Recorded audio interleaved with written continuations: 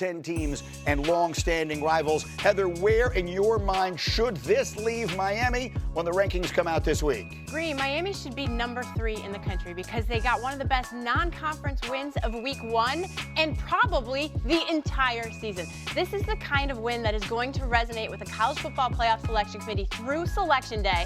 It's a head-to-head tiebreaker that they'll own as long as their records are comparable. Miami right now looks like it can win the ACC, but if it doesn't and it's fighting for an at-large bid, this will separate them from other CFP contenders that didn't play as strong of a non-conference schedule. Yes, strength of schedule still matters. Yeah, and these obviously two name programs with big expectations. Paul, what do you think last night meant for both sides, particularly a Notre Dame team that doesn't have the strongest schedule the rest of the way? No, I mean, I don't think you can write Notre Dame off, Greeny. It's worth remembering they lost to Northern Illinois last year and made it to the final game. So I think Notre Dame is going to be okay. It was a little bit of a shock to the system just at times to see some of their ineptitude, but ultimately they have a couple of SEC schools on the schedule. A&M at home, at Arkansas. It shouldn't be a problem, either one. They have Boise later, which doesn't seem like a big deal anymore. And Southern Cal is going to be one of their marquee games. I think you feel great if you're both programs, candidly. If you're Miami, Carson Beck looked like 2023 Carson Beck. Confident, gave his guys chances, moved well in the pocket, looked like a guy that could play himself back to that first-round conversation. They have this young freshman Malachi Toney on the perimeter that looked like a difference maker, a game-changing type of physical talent. And then also Miami's defensive line I thought was absolutely fantastic. And if you're Notre Dame, while you lose essentially the last play of the game, you feel great about your quarterback. C.J. Carr only throughout that game got better and better. I think the concerning thing, I guess, for Notre Dame was they did get pushed around a little bit on both sides of the ball, which is not like them. Hopefully that gets better for them in that program. But I do think both teams walk away feeling like they are bona fide national champion contenders. So we had 3 top 10 matchups this weekend. That was the third. We're going to cover all 3. Let's go back to the first one that was played high noon on Saturday after an unbelievable and emotional college game day with Lee Corso in Columbus. Top-ranked Texas then went out and fell to the reigning national champs Ohio State 14-7.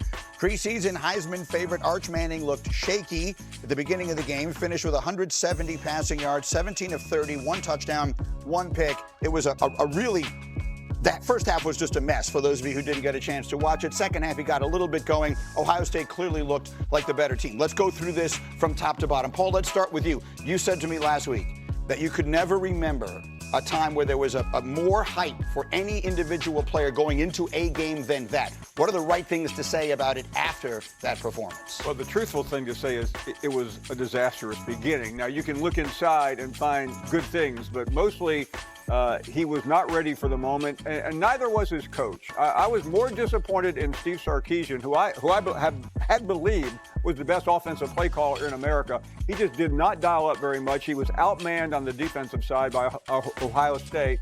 And I came away optimistic that Arch would get better, but that's not what we were expecting, and that's not what we got.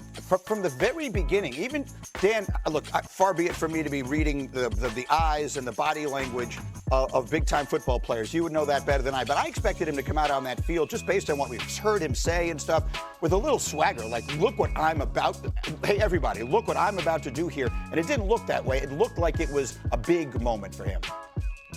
Everyone's got a plan until they get punched in the mouth. You know, you're going on the road to the defending national champion playing against a defense that played remarkable. I would say this. Arch Manning's game looked the way it did because, number 1, Matt Patricia, the defensive coordinator for Ohio State. Number 2, Steve Sarkisian was completely outclassed. And then number 3, the Ohio State secondary was absolutely fantastic. I didn't think a lot of guys for Texas were open. You go to the first third down of the game. Watch the coverage rotation that happens. And if I just freeze it right now, there's 2 guys over 1 guy defensively to offensively. Then there's 3 guys for Ohio State's defense. First 2 guys is offensively for Texas. There's nowhere to throw the football for Arch Manning other than the place that he throws the football, even though it's short of the first down. That's not great. Here we go with another 3rd and long, 3rd and 11. You're going to try to get rotation again from the top. There's no place for Arch Manning to throw the football. They've got double team, double team, double team. The only place he can do is throw the ball to the back. So you're sitting there going, well, why is the quarterback holding on to the football? Because there's nowhere to throw the ball. Rotation again, 3rd and 8. NFL types of coverages that are going on right now when it comes to how they're passing things off. There's nowhere for the quarterback to go with the football, and that's why everyone, myself included, is watching the game going, my goodness, why won't he let the ball go? I would say this. Arch Manning and Sark got Bill Belichicked. And I know Coach Belichick plays tonight. Arch will not see another defense that is as sophisticated, as complicated, as much they change pre-snap to post-snap. I'm not telling America that Arch didn't have some misses. Of course he had some misses. Mechanically, he got worse as the game went on. That game, in specific to Arch, went the way it did because of Matt Patricia for Ohio State and that Ohio State secondary. What did it mean, Heather? It meant that Texas is obviously going to be looking up at Ohio State all season long. But we also, Texas is a playoff team. They're not going to play a Power 4 opponent until they open against Florida in the SEC. They're going to get better. But here's the thing.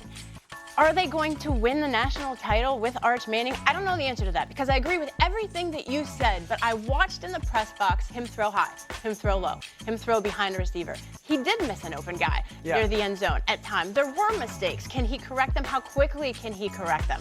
We'll see what happens with that. Yeah, I totally agree with that point. I think, like, again, I would imagine Texas today looks back and goes, we're going to be okay. They lost by a touchdown. They had the ball with the chance to go tie it on the road versus a team that could have the best defense in the country. This could be one of the better defenses we've seen in a long time. Their coverage unit was absolutely sensational. So it wasn't like Arch Manning was 5 of 35 for 12 yards and 8 interceptions. Like, it got better at times, and I think there's a lot that they are going to learn from that game. The headline is going to be Arch Manning. But you mentioned Steve Sarkisian. Where were all of the fun things? Where was the quarterback using his legs? Where were some of those trick plays, stuff to loosen up this defense that was obviously dominating the game? Really, this was a continuum of what we saw in the final drive in the Cotton Bowl. Don't forget, these two played each other in January.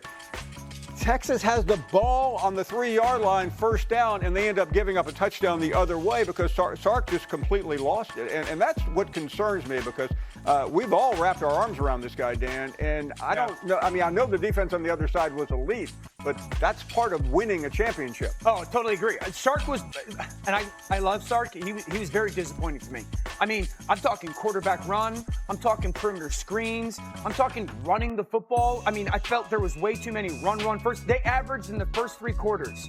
They're down in distance to go on third down. Texas offensively was 3rd and 7+. You want to get a young quarterback to play poorly on the road? That's the model to do it. So there's a lot of burden that has to get carried by Coach Sark. On your screen, you see that when this game kicked off, Ohio State was the 3 team in the country and Texas was number 1. When it comes out this week, should Ohio State be number 1? No. LSU had the best win of week 1. They went on the road into Death Valley, and they beat a team capable of competing for the national title as well. I think Ohio State is an extremely good team. But when I do this every week, I look at it through the eyes of a selection committee member, and no one had a better win than LSU. Okay, fair enough. So we will get to LSU, Clemson as we go in the story of both of those quarterbacks and everything else. But Ohio State, it looked to me like they got a little tired of hearing about Arch Manning. And even when I was posting some stuff on social while the game was going on and afterwards, the Ohio State fans were up my case. I mean, they were good job not noticing the game that Julian Sain played, Greedy. Good job not noticing the defense, Greedy. Good. I think they heard all of the